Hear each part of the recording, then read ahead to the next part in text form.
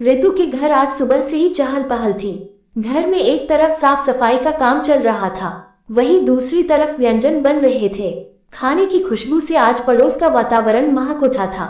आधे से ज्यादा पड़ोसियों की नींद तो पक रहे लजीज व्यंजनों की खुशबू सूंघकर ही खुल गई होगी। लोग बातें कर रहे थे, आज रवि की माता जी का श्राद्ध है। रवि हर साल पितृपक्ष में मां के श्राद्ध का कार्यक्रम धूमधाम से करता है। ऐसा बेटा तो नसीब वालों को ही मिलता है। जहां कुछ लोग रवि की तारीफों की पुल बांध रहे थे, तो वहीं कुछ दबी जुबान में ऋतु और रवि को लेकर घुसर फुसर करने में जुट गए। सुबह के 11 बज चुके थे। रवि के घर के बाहर भीड़ लगने लगा। पहले ब्राह्मणों के खाने की व्यवस्था जोरों पर होने लगी। ब्राह्मणों को दान देने के लिए रवि ने कपड़े और फल खरीद के रख दिए थे। वो कहा जाता है ना, पितृपक्ष में जो कुछ ब्राह्मणों को दान किया जाता है उसका फल मृत आत्माओं को मिलता है। पूर्वज प्रसन्न होते हैं। सुबह से शुरू हुए हलचल के बाद ब्राह्मणों के खाना का समय आ गया। सभी को आदर पूर्वक बैठाया गया और उन्हें भोजन करवाया गया। ब्राह्मणों ने जी भरकर खाया और जाते समय उपहार और दक्षिणा पाकर बेहद खुश हुए। सभी ने रवि और ऋतु को खुश रहने का आशीर्वाद दिया। सुबह से घर में चल रहे इस हलचल को रवि का 8 साल का बेटा रोहन देख रहा था। उसने अपनी माँ ऋतु से पूछ लिया, माँ ये सब क्या हो रहा है? आज किसका जन्मदिन है? माँ ने उत्तर दिया, बेटा आज तेरी दादी जी और दादाजी को खाना खिलाया जा रहा है। रोहन ये सुनकर चौंक जाता है। वह बोल पड़ता है, दादा और दादी तो मर गए, अब उनको कैसा खाना खिला रही है आप? ये सुन वो रोहन को चुप कराने की कोशिश करती है। तभी रोहन बोल पड़ता है, माँ आप तो दादी को खाना नहीं देती थी, वह तो कई बार भूखी सो जाती थी। अक्सर तो वह खुद ही बनाकर खाती थी, तो आप उनसे झगड़ा करती थी। ऋतु ये सुन गुस्से से आग बबूला हो जाती है और उसको घर के अंदर जाने को बोलती है। ऋतु अपने अगल बगल देखने लगती है, कहीं किसी ने रोहन की बातें तो नहीं सुनी। ब्राह्मणों के बाद मोहल्ले के लोगों का आना शुरू हो गया। सभी ने भोजन कर रवि को इस पुण्य काम के लिए सराहा। इस मौके पर आई कुछ महिलाएं आपस में कानाफूसी करती दिखी। रवि के घर के बिल्कुल बगल में रहने वाली सपना दीदी कुछ औरतों से बोल रही थी। काश रवि ने मां के जीवित रहते ही उनको 2 की रोटी सुकून से दे दी होती तो आज उनका आशीर्वाद जरूर मिलता। बेचारी बुढ़िया तो खाने के लिए तड़प तड़प कर परलोक सिधार गई। उनकी यह सब बातें रवि और ऋतु ने चुपके से सुन लिया और शर्म से उनकी नजरें झुका गई। मेहमानों के जाने के बाद रवि 2 साल पहले जब मां जीवित थी उनके साथ कैसा बर्ताव करता था सोचने लगा। आज उसको अपने किए पर पछतावा था, पर अब मां नहीं थी। 2 साल पहले की तो बात है। रवि अपनी मां को शहर लेकर आया था। गांव का पुश्तैनी मकान और जमीन बेचकर शहर में बड़ा घर बनवा लिया था। रवि शांति देवी का इकलौता पुत्र था। शहर में बैंक जॉब मिलने के बाद से वह यही रहने लगा था। मां ने बेटे की धूमधाम से शादी करवाई। बहू शादी के तुरंत बाद ही रवि के साथ शहर आ गई।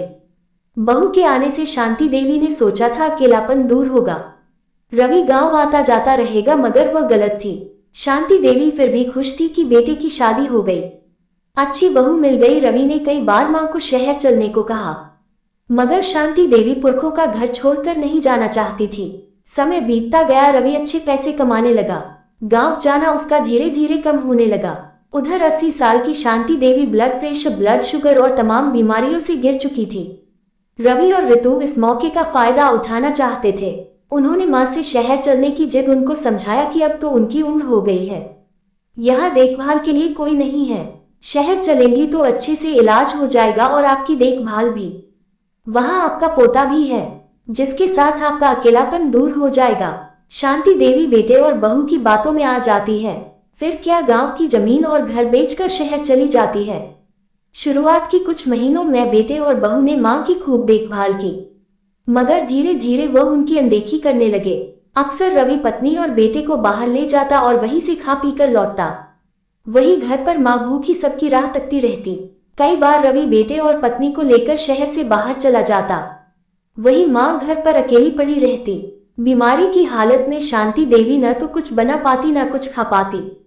ये सब कुछ देखकर पड़ोस में रहने वाली सपना उनसे मिलने पहुंच जाया करती। उनको ऐसा हाल देख वह खुद ही शांति देवी को बनाकर खिला देती थी। रवि और ऋतु के ना रहने पर वह उनकी सेवा कर दिया करती थी। ये देख वह अक्सर उसके सामने रोने लगती और अपना दुख बयां कर देती थी। मनो कल ही की बात है। हमेशा की तरह रवि परिवार के साथ वीकेंड पर नैनीताल गया था। यहाँ घर पर शांति देवी की तबीयत बिगड़ी और वह परलोक सिधार गई। अपने अंतिम समय में उनके पास कोई नहीं था। हमेशा की तरह सपना दीदी उनसे मिलने पहुंची। वो बेसुध अवस्था में बेड पर पड़ी थी। उनको हिलाया बुलाया तो वह कुछ नहीं बोली। सपना दीदी तुरंत दौड़कर अपने पति को बुला ले आई। उन्होंने नब्ज टटोल के देखा तो उनकी सांसें बंद हो चुकी थी। माताजी के गुजरने की सूचना आनन फानन में रवि को दी गई। मां का अंतिम संस्कार किया गया। मां के जाने का गम न तो रवि के चेहरे पर दिख रहा था न ही ऋतु के। लोक लाज के कारण उन्होंने जैसे तैसे सारा क्रियाकर्म कर दिए। मां के जाने के बाद रवि सोच रहा था कि अब वह सुकून में रहेगा, मगर यह उसकी गलतफहमी थी। मां मानो घर की लक्ष्मी थी। उनके जाते ही रवि पर मुसीबतों का पहाड़ टूट पड़ा। रवि की मां को गुजरे हुए अब 1 साल हो चुके हैं। रवि अपने कामकाज में व्यस्त हो गया। इधर ऋतु दिन पर दिन पैसों को लेकर ज्यादा लालची होने लगी थी। रवि अब बैंक मैनेजर बन चुका था। अक्सर ऋतु रवि को अपनी पोस्ट का लाभ उठाने को कहती। उसके कहने के अनुसार रवि लोगों से काम के बदले पैसे लेने लगा। दिन अच्छे गुजर रहे थे। ऋतु के शौक बढ़ते जा रहे थे। किटी पार्टी, सिनेमा, आउटिंग और दूर दूर पर टूर जाने के लिए खर्च बढ़ने लगे। मगर किसी ने सही कहा है, बुरे काम का नतीजा तो सामने एक ना एक दिन जरूर आता है। एक दिन रवि की काली करतूतों का भंडाफोड़ होता है। बैंक उस पर पैसों के गबन और घूसखोरी का आरोप लगाते हुए जॉब से सस्पेंड कर देता है। रवि पर मुकदमा चलता है और यहीं से रवि और ऋतु का उल्टा समय शुरू हो जाता है। रवि के बैंक अकाउंट सीज कर दिए जाते हैं, जिसकी वजह से पूरा परिवार दाने दाने को मोहताज हो जाता है। रवि पर पुलिस केस चलता है और वकील के खर्च के लिए भी उनके पास पैसे नहीं बचते। अब नौबत यह आ गई कि ऋतु को नौकरी करनी पड़ती है। वह एक प्राइवेट कंपनी में रिसेप्शनिस्ट की जॉब करने लगती है। हालात बिल्कुल बदल गए थे। एक समय ऋतु किटी पार्टी में अपना शो ऑन करती थी और दोनों हाथों से पैसे उड़ाती थी। आज वह एक एक रुपए की कीमत समझ पाए। हालात दिन पर दिन बुरे होने लगे। रवि ऋतु को अपने बेटे की फीस भरने के लाले पड़ गए। रवि को मजबूरन बेटे को सरकारी स्कूल में भेजना पड़ा। जैसे जैसे रवि के दिन गुजर रहे थे वैसे अपनी मां की याद आने लगी। वह सोचने लगा कि मां के रहते उनका जीवन खुशहाल था, मगर उन लोगों ने कभी उन्हें इज्जत नहीं की, उनको खाने के लिए तड़पाया।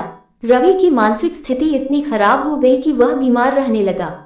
अब ऋतु पर घर का बोझ बढ़ता जा रहा था। उधर रवि पर चल रहे केस की अंतिम सुनवाई के समय आ गया। इस केस में उसे दोषी ठहराया गया और रवि को 5 साल की जेल की सजा होती है।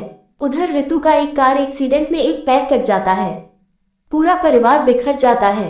अब घर की जिम्मेदारी पढ़ाई कर रहे बेटे पर आ जाती है। बेटे रोहन को अपनी पढ़ाई छोड़नी पड़ती है और वह एक कॉल सेंटर में काम पर लग जाता है। जैसे तैसे अपने माँ बाप का ध्यान रखता। रवि जो जेल में है वह अपनी करतूत की सजा भोग रहा है और ऋतु को अपनी करनी का फल मिल गया। मासूम रोहन को दोनों के कर्मों की सजा मिल रही है। सच में दोस्तों, माँ बाप को कभी भी नहीं सताना नहीं चाहिए। जिस तरह रवि और ऋतु अपने माँ बाप को खाने के लिए तड़प आया, उसी तरह भगवान ने उनको ऐसा हालत कर दिया कि वो लोग भी खाने के लिए तड़प रहे हैं। अगर माँ बाप को खुश रखना है तो उनकी जीते जी रखो, मरने के बाद माँ बाप नहीं देखने आते। अगर आपको वीडियो अच्छी लगी तो इस वीडियो को लाइक करके चैनल को सब्सक्राइब कर देना। आपका एक सब्सक्राइब मेरे लिए 1 लाख के बराबर है।